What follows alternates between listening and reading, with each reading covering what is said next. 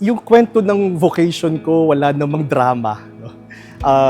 Very simple. Siguro yung unang-unang sign ay yung attraction.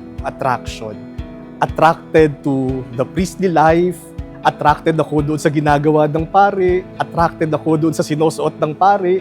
Kaya kahit bata, ang laro ko ay magmisa. No? Ang aking congregation ay yung kapatid ko at mga pinsan ko. Kasi may attraction ako, parang gusto kong gawin yung ginagawa ng pare. At masaya ako kapag nakikita ko yung pare, masaya ako kapag ginagawa ko yung para akong pare. So, nagsimula naman sa attraction.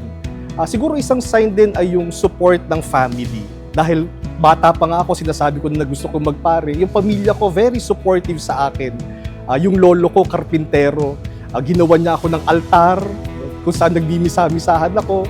Yung lola ko ay nagtatahi. Tinatahian niya ako ng mga vestments ng papari. Kaya lang maliit na bata. Kaya meron akong altar, meron akong damit, may mga libro, may mga imahen.